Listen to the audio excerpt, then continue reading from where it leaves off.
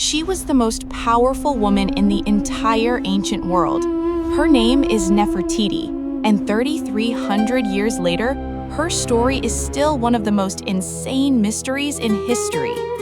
Her face is literally one of the most famous images on the planet. She was a queen who ruled as an equal to a pharaoh, a priestess who deleted 1,000 years of religion, and she reigned over the wealthiest empire Egypt had ever seen. And then, at the peak of all of it, she vanished. Like, completely gone. Her name was scraped off of monuments. Her body has never been found. The final chapter of her story is a total blank. For centuries, the smartest people on Earth have been fighting over this mystery, trying to solve a puzzle with almost no pieces. So what really happened to Queen Nefertiti? Was she taken out by a deadly plague? Was it a political hit? Did she die in disgrace?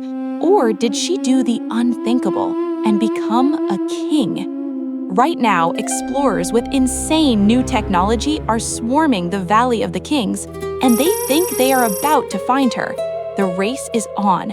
The answer to Egypt's greatest mystery could be just inches beneath our feet. We're going to break down every shocking theory and follow the unbelievable modern-day hunt to find her tomb. Section 1. The Revolutionary Queen. To understand why everyone is so obsessed with finding Nefertiti, you have to see the world she completely flipped upside down. She lived 3,300 years ago, during Egypt's 18th dynasty. This was a golden age of insane wealth and power. Her husband was the pharaoh Amenhotep IV. From day one, it was clear Nefertiti was not a normal queen. For centuries, Egyptian art had super strict rules. The pharaoh was always the biggest and most important person. But in their reign, something crazy started happening. We see carvings of Nefertiti that are the same size as her husband. She's shown leading religious ceremonies, a job only for the pharaoh. And in the most shocking images, she's in the classic pharaoh pose, killing the enemies of Egypt. No queen had ever been shown with this much power. She wasn't just her wife, she was her co-ruler. But sharing power was just the start. Together, they launched one of the most radical revolutions in history. For over 1,000 years, Egypt had a ton of gods, all led by the powerful god Amun-Ra. His priests had insane amounts of money and political influence. Then, around year 5 of their reign, the royal couple announced that all those gods were fake. They said there was only one true god, the Aten, the physical disk of the sun. He changed his name to Akhenaten, and she became Nefertiti Nefertiti. This wasn't a simple update, it was a total hostile takeover of society. Akhenaten shut down the old temples, seized all their money, and destroyed the power of the priests. Then he abandoned the capital city of Thebes and built a massive, brand new city in the middle of the desert, just for the Aten. He called it Akhenaten, but today we know it as Amarna. And at the center of this new religion were only 3 people, the god Aten, Akhenaten, and Nefertiti. They were the only way to talk to God. The art from this Amarna period is just as wild. The old stiff poses are gone. Instead, we see the royal family in shockingly intimate scenes, playing with their 6 daughters, kissing them, mourning together, with the sun's rays literally shining down just to give life to them. Nefertiti's role in this was huge. She was a living goddess and the high priestess. She wasn't just supporting her husband's vision, she was building it with him. For over a decade, they ruled from their brand new city as the most powerful couple in the world. And then, around year 12 of Akhenaten's reign, the records just stop. The most famous woman in Egypt disappears, leaving a giant hole in history that has fueled conspiracy theories for thousands of years. Section 2. The Mystery of the Vanishing. Her disappearance from the record is sudden and complete. After year 12 of Akhenaten's rule, her name is just gone from official documents. Carvings that showed her were either left empty or recarved with her daughter's name. It's like she was erased. This has led to 3 totally different theories. Theory 1 is the simplest. Nefertiti just died. Life was short back then, even for royals. And we know some of Nefertiti's own daughters died young. For a long time, people pointed to texts from the rival Hittite Empire that talked about a horrible plague they got from Egyptian prisoners. So maybe that same plague wiped out the queen. It's a decent guess, but there's a huge problem. Recent super detailed studies of the cemeteries at Amarna have basically debunked this theory. A major analysis published in the American Journal of Archaeology looked at almost 800 skeletons from that exact time and found no evidence of a massive plague. There were no plague pits and no signs of panicked burials. The skeletons showed people worked hard and were often hungry, but there was no sign of a massive, deadly epidemic. So, if a plague didn't kill her, what did? This leads us to theory number 2. Nefertiti lost a power struggle and was erased on purpose. That revolution they started was super unpopular with the old guard, especially the priests who lost all their power. Maybe as the years went on, people blamed Nefertiti for all the chaos. Was there a palace coup? Was she banished from the kingdom? This was a popular theory for a while, but then more research showed that a lot of the erased names weren't Nefertiti's, but another of Akhenaten's wives named Kia. And then a game-changing discovery in 2012 blew this theory out of the water. An inscription found in a quarry proved Nefertiti was still alive and well in year 16 of her husband's reign, just 1 year before he died, and she was still the great royal wife. So a fall of grace seems impossible. She was right there at the top until the very end. So if she didn't die of plague and she wasn't banished, that leaves us with theory number 3. And it's the insanest one of all. Nefertiti didn't disappear, she leveled up. Section 3. The Pharaoh Queen. What if the reason Nefertiti vanishes as a queen is because she came back as a king? This is the insanest but also the most convincing theory. The evidence suggests that after Akhenaten died, Nefertiti took on a new name and ruled Egypt as a full-blown male pharaoh. The biggest clue is a mysterious ruler who pops up right after Akhenaten dies, Ankheperure Neferneferutin. Egyptologists were stumped by this pharaoh for years. The name had bits of other royal names, but it often used feminine grammar. This new pharaoh even used the title beneficial for her husband, a pretty weird thing for a guy to call himself. Then everyone put the pieces together. Nefertiti's full name was Neferneferutin Nefertiti. It seems she just dropped the Nefertiti part and took on all the titles of a pharaoh. I mean, think about it. She was already shown with the power of a king, wearing their crowns and killing their enemies. Taking that final step to become king herself seems like the next logical move for a woman this powerful, especially with the empire in chaos. So, if this is true, Nefertiti ruled as Pharaoh Neferneferutin for 2 or 3 years. Her whole goal was probably to stabilize the kingdom after her husband's crazy revolution fell apart. It even looks like she started bringing back the old gods, knowing the Aten thing was a failure. She would have ruled until she died, and then the throne tasked to the most famous boy king of all time, Tutankhamun. This theory turns Nefertiti from an already powerful queen into one of the only women in 3,000 years to rule Egypt as a king, putting her up there with the legend Hatshepsut. It perfectly explains her disappearance and fills the gap between Akhenaten and King Tut. But if she really was a pharaoh, it makes the biggest mystery even crazier. Where is her body? A pharaoh would have gotten an insane tomb in the Valley of the Kings, but no tomb for Neferneferutin or Nefertiti has ever been found. The ultimate proof is still buried somewhere under the sand, and the hunt is happening right now.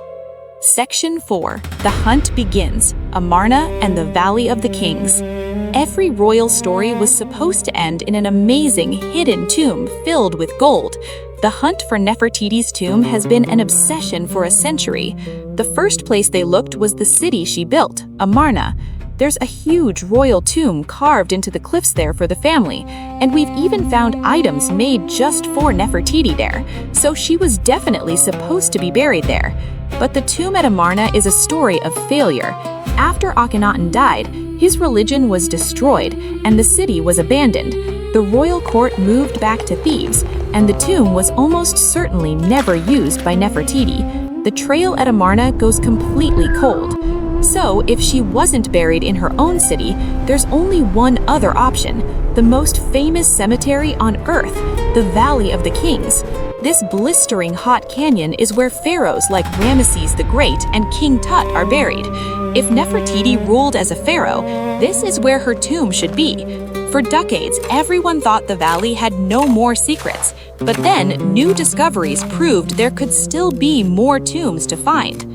The hunt for Nefertiti has become a personal obsession for the biggest names in Egyptology, and it has started some intense rivalries. Two men are leading the charge, and they have complete... First is Dr. Zahi Hawass, Egypt's most famous archaeologist and former minister of antiquities. Hawass is a traditionalist. He believes in digging, moving tons of rock and sand based on his gut instinct.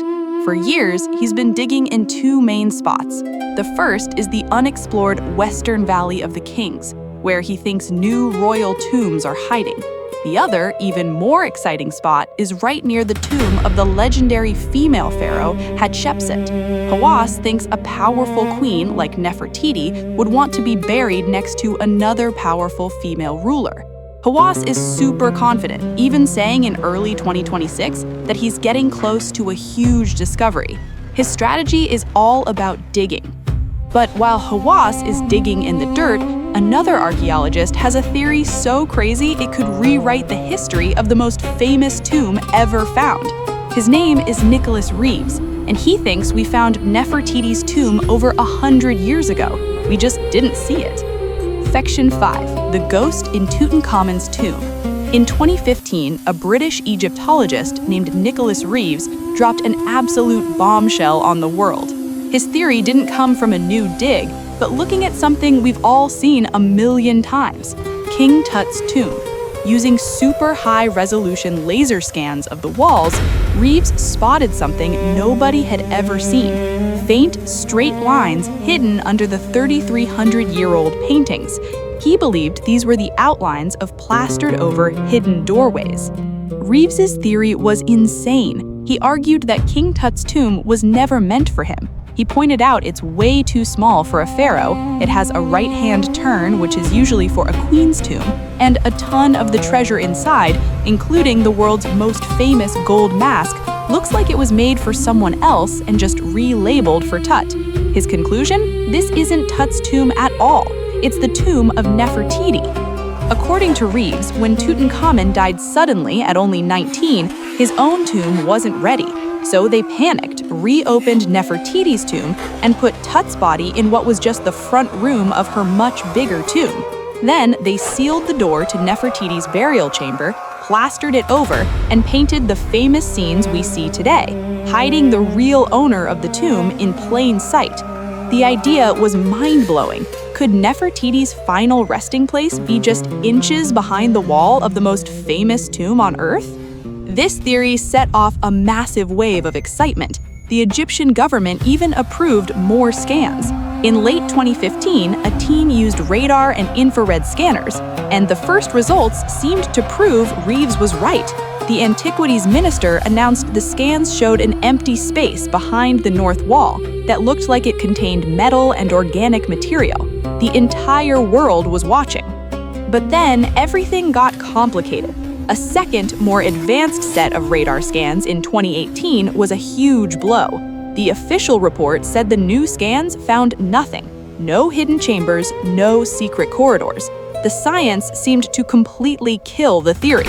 Many experts, including Zahi Hawass, publicly slammed the idea, calling it a ghost story.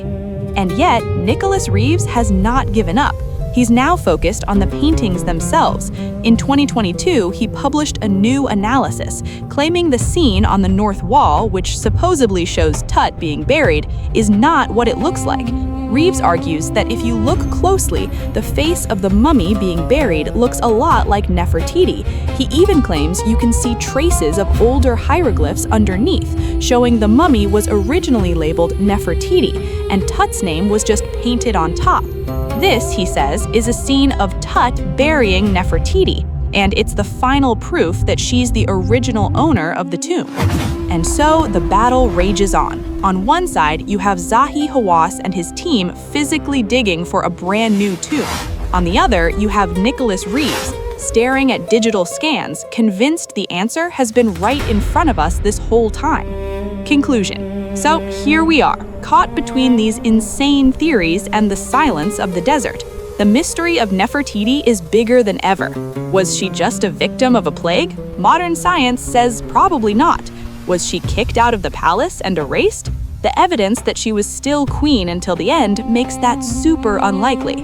Or did she pull off the impossible? Did she transform herself from a queen into a king and rule all of Egypt? The evidence for that is shockingly strong, and it would make her one of the incredible women in all of history. The final answer, the ultimate proof, is buried with her body in her tomb, and the hunt is more intense today than ever before. Will Zahi Hawass soon break into a brand new, undiscovered tomb and make the biggest discovery of the century?